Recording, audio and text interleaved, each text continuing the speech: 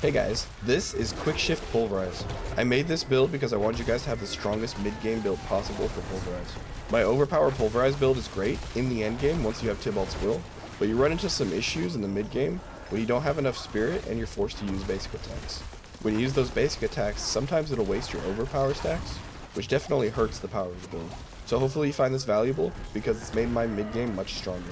And if you're new to Pulverize and you need a basic startup guide, you can visit my Mobalytics profile, and I've got a bare minimum Pulverize build as well as most of the other main builds. That way you can easily get started in whatever build you want to do. Although the best place to find all my builds is discord.gg/screamhard, and you can come and chat with us and ask questions too. Now let's get into QUICKSHIFT Pulverize.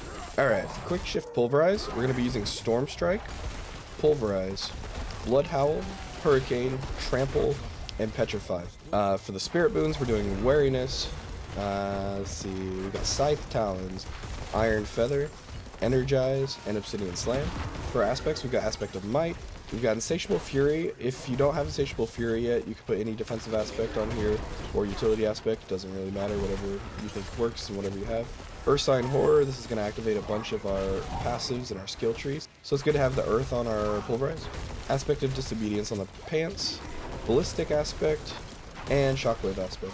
Now, if you're still leveling and you don't have a backup Shockwave, you're probably going to want to put the Shockwave on your amulet so you don't run into a situation where you don't have Shockwave and you need to upgrade your weapon. But I usually will put Shockwave on the first good Ancestral that I'll get, because once you're at Ancestral, yes, there is a decent amount of item power that you can get past that. It's a good starting point to make sure you've got a good weapon to carry you through the mid-game. I've got Retaliation on the amulet, Raw Might on the ring, and Hunter's Zenith is my other ring. If you don't have Hunter's Zenith, there's a lot of good options for aspects that you can put here. One of the best ones being Natural Balance. For our stats, we're looking for a lot of maximum life, a lot of willpower, a lot of cooldown reduction, a lot of overpower damage, ranks to Pulverize on the gloves for sure, critical strike chance on the gloves and rings, damage reduction on the chest and pants, spirit cost reduction on the boots and amulet, and a really great find if you can get it is ranks to QUICKSHIFT passive on the amulet. For our gems, we're going to want Ruby on the weapon, Ruby on the armor, and Diamonds on the Druid. For our vampiric powers, we're going with Blood Boil, this is probably the most important one. Hemomancy, this is probably second most important. Metamorphosis, third most important. Sanguine Brace, or Prey on the Weak as the last two. The gameplay loop is pretty simple. You're going to use Hurricane before you enter the fight. You're going to slam the ground with Pulverize to kill enemies. You can dash and line yourself up to hit the most enemies possible. Use Storm Strike to make enemies vulnerable, to reset your QUICKSHIFT passive, get that damage reduction, and get more spirit. We can use Trample if we need a big burst of spirit, or as a way to break out of CC. Blood Howl is great for healing, gives a little bit of spirit, and activates that Vigilance passive. And Petrify is our get out of jail free card. It'll save us in sticky situations, great for killing elite packs or bosses. For our skill tree, we're doing bare minimum into Fierce Storm Strike. We're going to max out Wild Impulses, Pulverize, and we're going to go to Primal Pulverize. We're going to max out Predatory Instinct and Iron Fur. We're going to grab the minimum of Blood Howl to innate Blood Howl. We're going to max out Ancestral Fortitude and Vigilance. We're going to max out Nature's Reach. We're going to do the bare minimum into Hurricane and Savage Hurricane. Bare minimum into Trample and Savage Trample.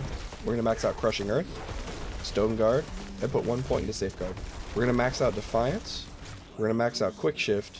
And we're going to max out Heightened Senses. And I had the wrong ultimate on here for some reason. So I'm going to move that over to Petrify.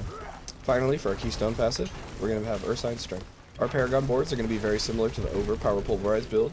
This will allow you to make an easy transition from one to the other if you want to. But the biggest thing is that we're going to be changing a couple glyphs. Shapeshifter glyph is going to be really good for this build, so we're putting this on the very first one in the build.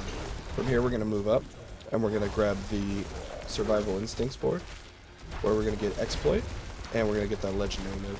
We're going to grab basically every rare node here, and then we're going to move left to the Inner Beast board, where we're going to get Dominate, and most of the rare nodes here as well. From here we're moving down, where we're going to get Ancestral Guidance. We're going to be throwing the Spirit Glyph here, and we'll be grabbing Ancestral Guidance. Again, we're getting most of the rare nodes, and then we're moving left.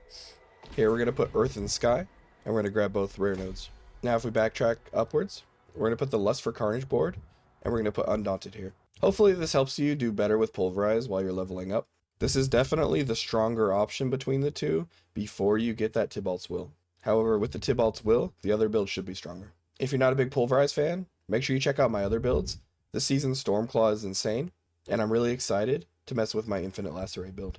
Don't forget to hit the like button, comment, and I'll see you in the next video. I'll see you guys on the stream.